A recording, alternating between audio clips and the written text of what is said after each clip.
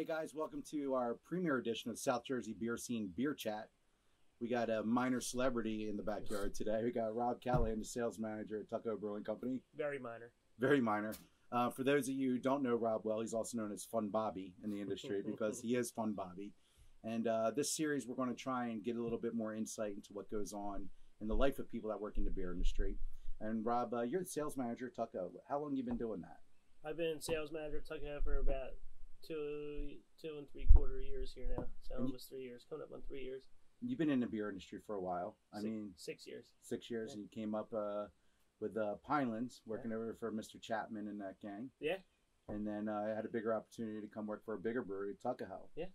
So the biggest thing I can tell you about Tuckahoe is we all know that they make good beer. Yeah. I think one of the things that's happened since you've been there is right in front of us right here, and that's different beers. And the one thing you don't see here is one of the old Tuckahoe bottles. I mean, we know Tuckahoe from the bottles, and that was great. I mean, everybody bottled them. Everybody bottled them. And but in the last couple of years, we've seen the brand change immensely. So two of the brands that we have here, two of your brands, we have it's the New Old School, and we have Quatrain. Yep. Tell us a little bit about what's going on with these beers. Let's start with the Quatrain. The Quatrain is the early style New England style IPA. Not hazy, but orange, not super see-through. And it was a more juicier beer than what they were making. And one of the things you can see here, guys, is that they went to the artwork and changed the artwork up. We used to have simple, classic beer labels. You guys remember they had the little, well, they were kind of like this and kind of like that, if you can see here with the ship. And they had the bottles. And now with the cans, it's afforded you guys to get a little bit more out in the market. This was our first can that we ever did. So we did it August 4th of, I want to say 2017, yeah. Who did the artwork on this can? So this artwork was done, I'm not sure the guy's name, so Amanda, who was our brewer at the time. Amanda Cardinale. Yeah, she was one of our brewers. Her brother-in-law had this made up before we even decided we were going to can it. And it was actually going to go in bottles first. And finally, we got to the point where I said, look, we need the can. Bottles are becoming obsolete. And we just made it bigger, and I think what we should do is pour some. That's what I'm thinking. Yeah. So one of the things too is being at the shore area like we are here. We're beach people, we're boat people, we're backyard people. You can see in back here. I don't like having bottles around my pool. So cans, I think we just wrote an article about 5 beers you got to go revisit, and one of them was Dale's Pale Ale. And I remember going into the liquor store going, man, that must not be any good because it's in a can. But we all know that's really one of the game changers in the market was Oscar Blues. Yeah. And I think everybody's followed suit. Even the bigger guys, Dogfish Head, who had never canned, they decided to throw their hat into the canning game, and it just became more accessible for people. Yeah. I mean, this beer here, it's look at that color. It's not see-through. It's not see-through, but it's not a gigantic. Not a haze bomb. Haze bomb that'll last on the shelf for about a month and then it turns. But I mean, so let's say cheers, man. Cheers. That's great. I just love that orange candy flavor you get out of it. It is, and I was really excited. I remember when this came out. This is probably one of the beers that I drink most out in the wild. Yeah. I mean, it's first of all, your beer is everywhere. You've done a great job of getting it out all over the place. But this beer, I think, is the first one that you guys made that really made me say, look for a beer. Not that the beers were bad. It's just that a lot of the styles that you had prior to this were not my style. Right. But they're still great beers. But this was the one I feel changed things and had people look at you a little bit differently. Yeah. I mean, I think this was the first one that they were like, oh, wow, they're not just making Dennis Creek Pale Ale or Anglesey Red and, Reed's Bay IPA. And these, you have to evolve to be relevant. And I think it's harder for somebody like Tuckahoe at the time because one of the OGs of South Jersey Brewing, I mean, I forget what license number we were, but it was pretty early. Yeah, I actually believe that we were licensed before Cape May. Yeah, so I mean, and you were down here in Cape May County in Ocean View, and moved up to Egg Harbor Township, a new facility, and you've been constantly expanding. What's your capacity over there right now?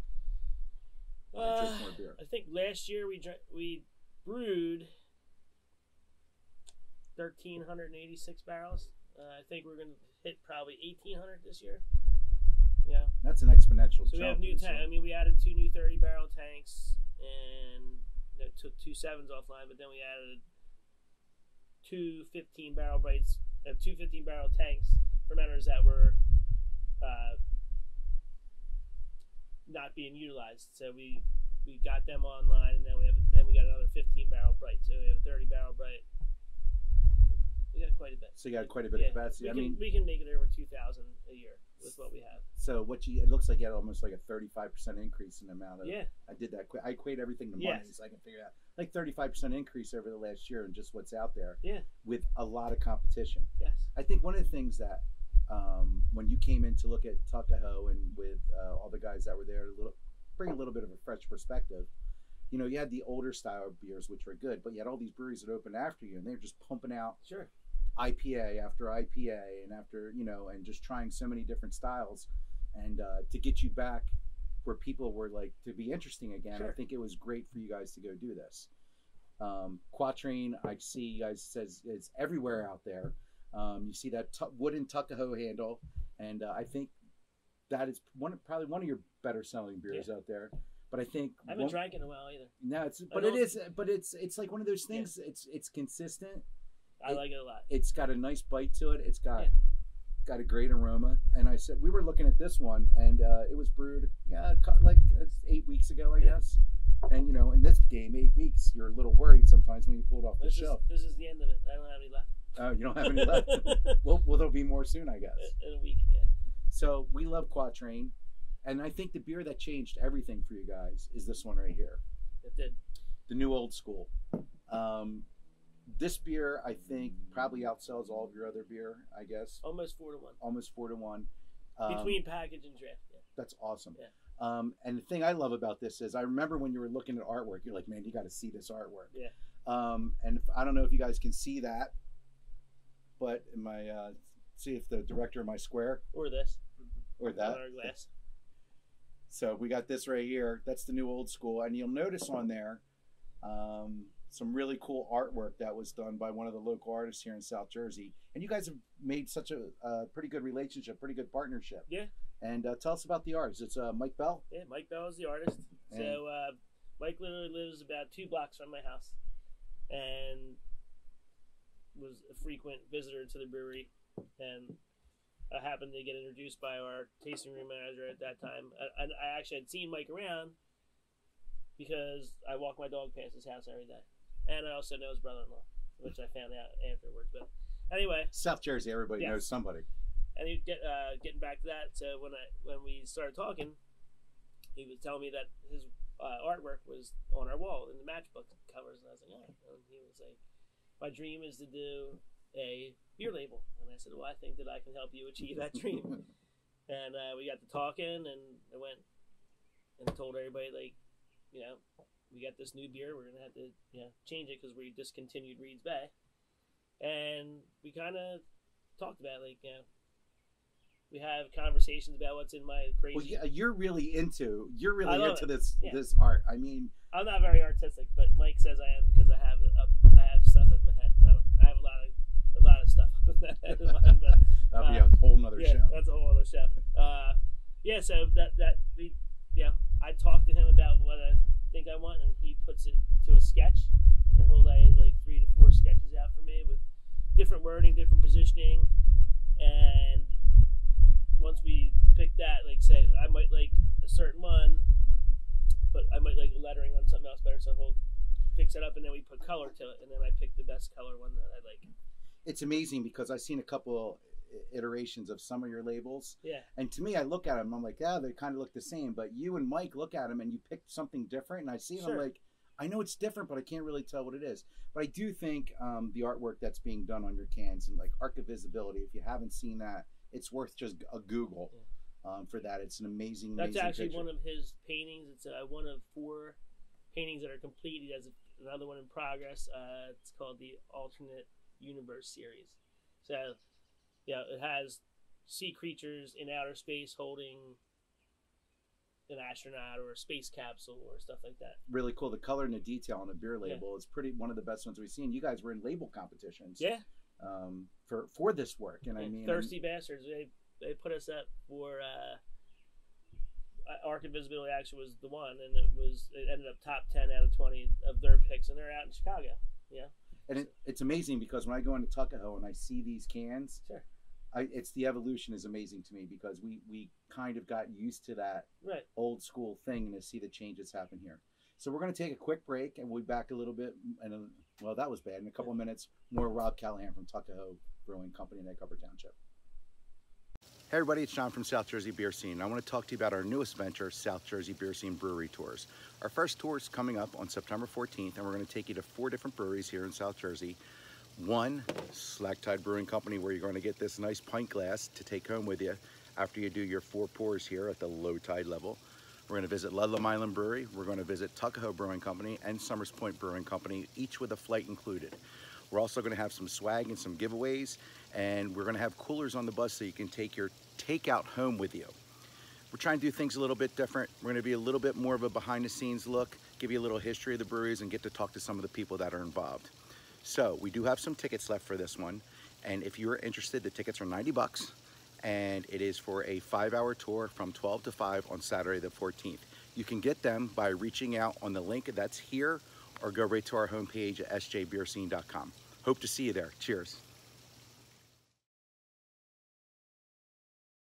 Hey guys, welcome back. We're here with Rob Callaghan, the sales manager of Tuckahoe Brewing Company in Egg Harbor Township, and we have a new beer here. Yeah. And when they come in a bottle like this, kind of means a couple things. It's pretty fresh. It's pretty fresh. Yeah. It's draft only right now. Yes. So we have it bottled up, and Rob uses these as his samples. But it's a really interesting beer that I've never had. This first time I'm tasting this. Tell us what you got here. So this is a Storm Jib. So this is a sour IPA. It's very cool. Yeah. It's got guava in it. Guava puree. Sour IPA. So tell me a little about so beer styles change by the minute. I feel like I'm a beer guy, but then I talked to you on the phone about this, and you're like, our sour IPA with guava, and I'm like, whoa, wait a second. You made a sour IPA. Yeah. So the malt base was like an IPA band, and we did it the same way. We kettle sour, and yeah, we let it sit until we got the proper pH that the brewers were looking for, and then brought it back to a boil and fermented it, and dry hopped the crap out of it. So when you kettle sour, tell us what that means when you kettle sour. So you actually collect the wort, you bring it into the kettle, you bring it to a boil for about 10 minutes, and then you drop it down to like 110. I think it's 110. I don't have the brew house anymore, so I don't know. But yeah, you drop it down and you hold it there for until you get the proper pH that you're looking for. It could be 24 hours, could be 48 hours. And then what happens? So you kind of want to brew them at the end of the week. Yeah. So then what happens? So then what happens is once they get the proper pH, they boil it up, and then pump it into the fermenter, add the yeast, and once it, after about 7 days, put the puree in, and then they dry hopped it like a New England style IPA. So they dry hopped it day 2, and this has been dry hopped quite a few times. It's crazy. I mean, on the nose, you get the guava right away, and you kind of get that. I know it's a sour, but I know it's something different. You get it great. You get the sour right up front, but it finishes just like an IPA. It's got a little dry, and you get the hops in there. Like it's a fruity hop. Everything meshed well together. So this brings me to the next question. You have new brewers in the house. Yeah. And this is way different. This is way out of our range, and I'm happy about that. It is. It's something new, and there's not many of these out there. Like I don't think I know of any other real sour IPAs out there. Tell us about your new brewers that you have over there. So I drink another. Yeah, I'm gonna have a sip too. So we have a lead brewer and a brewer. So like Andrew Swanson is now our lead brewer, and he started out just doing whatever he could at Tuckahoe, and ended up being an assistant brewer. And when somebody left, it was his turn to step up, and he's shined. He has done nothing but great things, and he needed somebody else to help him shine as well. And we grabbed Corey from my old establishment at Pinelands, and he was ready to make a move to a bigger place, and he fits in so well. It's like we have such a great team. Like I'm very excited when I go out to talk to people about beer now, and it's I felt like maybe I was losing out a little bit, but those guys, like we have a great team assembled, and I think the sky's the limit right now. So I happened to come over there one day, and you guys were brewing something new, and I called you on the phone. I was like, "What are you doing?" You're like, "I'm mashing blueberries," or whatever the heck you were doing. So I went over there and I was watching these guys. It's like a real team effort. Like, I feel like Andrew and Corey, like they're kind of working off each other. And you guys were brewing Fu Man Blue. Fu Man Blue. Fu Man Blue that day. So we changed a little bit this year. Last year was the first year we did it. We did it in a 7-barrel batch. We didn't use a ton of blueberries. So this year I hooked up with Consalo Family Farms in Hamilton, and I actually brought home 700 pounds of blueberries in the back of my truck in a box. So they're juicers, so it's like ones that are too soft to go out into the, out in the stores, and then some of the smaller ones. We did half the first day and put in at Whirlpool, and then I was nerding out. I mean, it was really cool seeing that. But we just did it again, and we just put the rest of it in, and this is different than what we did last year. We used a full farmhouse yeast. This year, we used our London 3 house ale to start it. And then once we added the blueberries for the second time, we pitched a little bit of the farmhouse yeast in there. How important is your relationships with local businesses? Like, I know you guys use Rabbit Hill.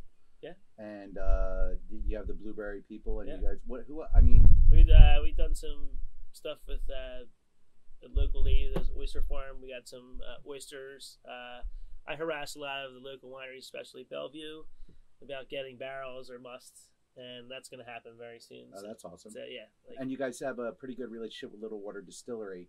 Yeah. And we had Guy Zompa on our TV show, and he made me a new old school mule. Which is awesome. Which I want to have at my kid's wedding because I think it is the coolest thing ever. I think I can get some new old school there. You think you can do that for me? Yeah.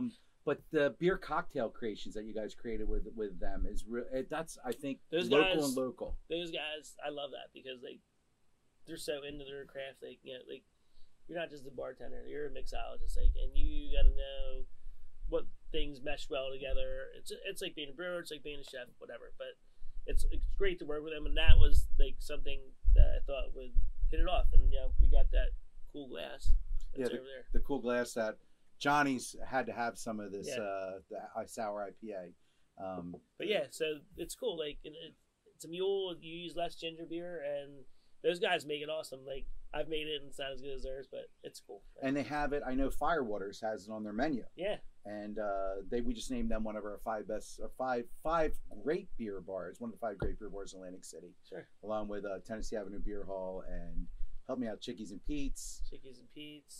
Got Wingcraft. Vagabonds and Wingcraft, and to have Firewaters make a beer cocktail, it's become a really cool thing.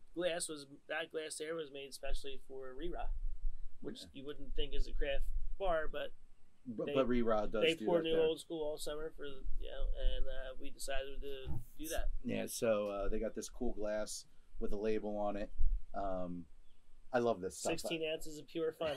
It is. It's kind of a cool thing. Even though it's a 12-ounce can. It's Rerod, not Firewaters. I'm sorry. I apologize for that. It's Rerod. Yeah, Rerod does that. But Firewaters still a great bar. Yes.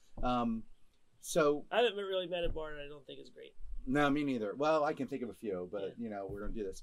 What else you got coming up this summer? So this summer we have some barrels coming out that we aged our mole stout in tequila barrels. It's the first time we used tequila barrels. That's a really, really cool mix right there. So we brewed the base to blend it back. We have a brand new England IPA coming out that I'm so excited for, called "You Sank My Battleship." It might sink my liver, but it's going to be fun. Your liver's up to the challenge, my friend. I have a few hard spots.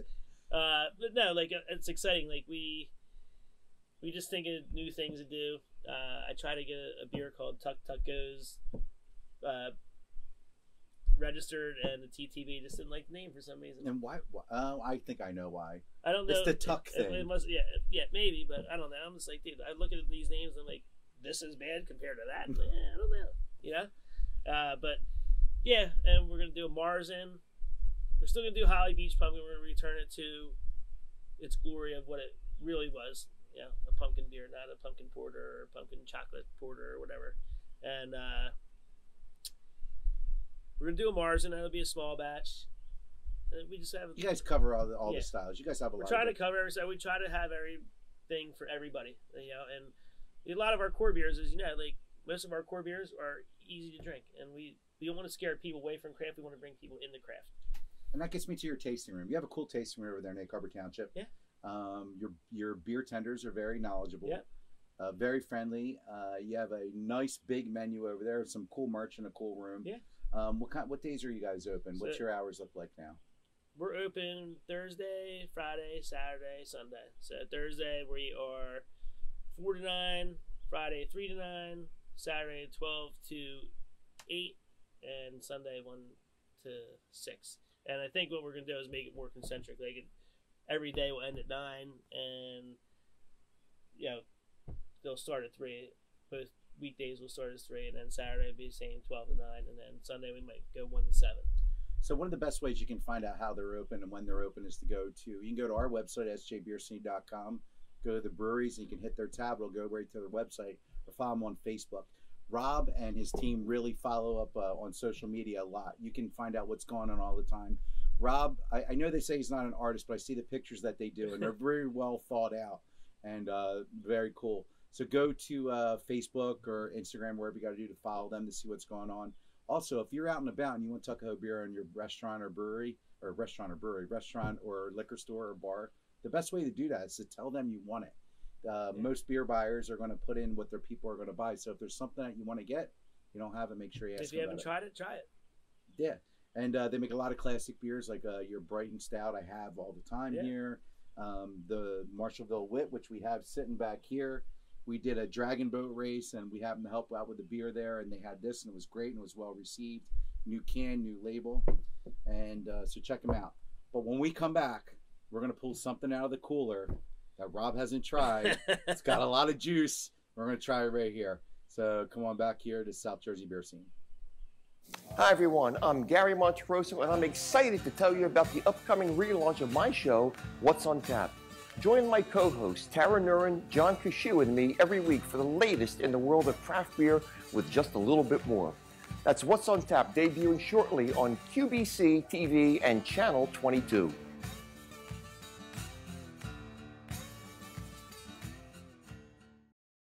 Hey guys, welcome back. And every week on the show, we're going to try something new. And the hype machine that is Pabst came out with this Pabst Blue Ribbon, Pabst Blue Ribbon, hard coffee. PBR. It is the beer talk. aficionados. It is the talk of the internet. Now, if any of you follow us on Facebook, I said, the nigh is upon us, because when this came out, I was so like, you got to be kidding me. But I tried some, and Rob hasn't tried it yet, but it's pretty amazing. So we're going to give it a little shot on camera. Cheers.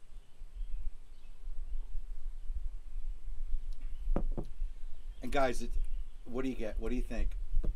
I love it. It is straight up. I can drink this on my first tee off at 6:30 a.m. It is. It's It's awesome. Like, it's not quite chocolate milk. It's not quite coffee. It is we see a lot of comments that it's like Yoo-hoo. And I'm going to tell you, it is Yoo-hoo. It is a little bit more coffee-ish, but it is, it's a little sweet. You can taste no alcohol. It's 5%. It's amazing. But the genius of this, it's like, dude, I could drink this all day. You would think. Yeah, I could. It might help my golf game. But it's pretty amazing. So, this is kind of a hype machine. I mean, they did a lot of marketing, and people can't find it anywhere. And, we have our connections, and I'm able to get a lot of stuff that people can't get. I saw one the other day, but I was like, yeah, but I'm glad that we tried it. And you know what? It goes to the age-old adage that, like, it might not be your style. You might not like craft beer, but just try everything. It's no different than eating food. If you don't try it, how are you going to know what it tastes like? Exactly. And you know what? And for those who are on Untapped, if you don't like sours, please don't rate a sour. Yeah. If you don't like IPAs, Don't please rate IPAs. don't Right. rate IPAs because You can just say you drank it and check in. You still get your badge. you just don't have to say You that. get a badge. But you know, I think one of the things that we don't do is we walk by all these. You know, this being an exception, it's kind of funny, but we walk by all these beers that have been around forever. Yeah. And to pick up the newest juice bomb or the newest this or newest that, I think maybe we should go back and revisit some of these, and even revisit some of the old school craft stuff. Go back and revisit, you know, Marshallville Wit. Yeah. Go back and Anglesey Red. Go back and revisit Cape May IPA. Go back and revisit these guys, Flying Fish XPA. Yeah.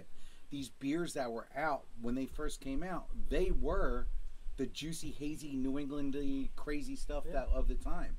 Hopfish, and you know, we can go on and on and on with these beers. Well, the fact of the matter is, I mean, there's all kinds of new beers, and you know, the original IPA was the West Coast IPA. But you know what? People out west still make West Coast IPAs, and people still drink them because you should be able to brew everything. Yes.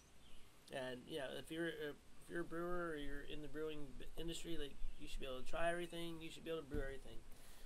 One of the things for us South Jersey beer scene, if we go into a brewery and there's 6 IPAs, a saison, and a pale ale, I mean, we get it. You have to make money. It's a business. Yeah. But we go to Tuckahoe and Gusto and Cape May and Slack Tide and Atco and all these breweries all over that have a smorgasbord of beers.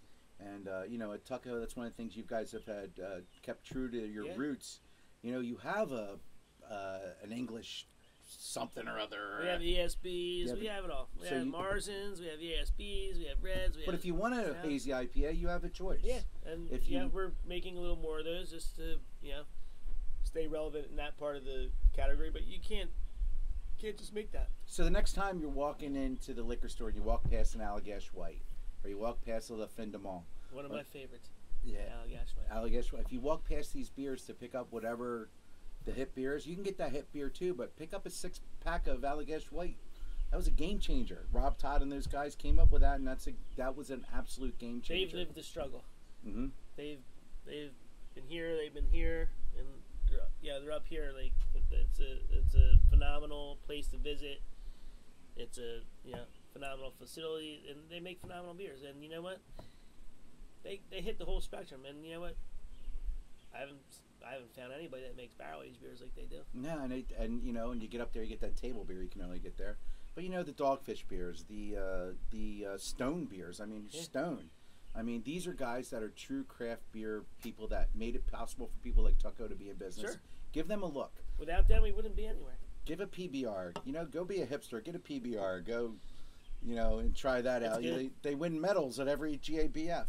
But this was interesting. We wanted to share it with you. We had Karen and Tom were here with me on this past weekend. We were having a meeting, and I broke these out, and we put a picture up on Instagram. I'm going to put that down like no tomorrow. Yeah, well, there's more here. So we put a picture on Instagram, and I think it was one of our most commented pictures because people were looking for it. So I think the point is here, try something new, try something different. Go out of your safety zone. So I want to wrap things up here, and I want to thank Rob for coming here. Always a pleasure, my friend. It's always good to have your friends come on here. And if you like this episode, please hit like in whatever you do on the YouTube. Hit like, leave a comment. We're going to do more of these. If you have any suggestions for guests or places you'd like us to go, please hit us up. And we want to bring you stuff that you actually want to watch. So in the meantime, check out Tuckahoe Brewing Company. Check out South Jersey Beer Scene on the web at sjbeerscene.com. Follow our Instagram and Facebook social media. If you go to our site, you can follow our Rob's site.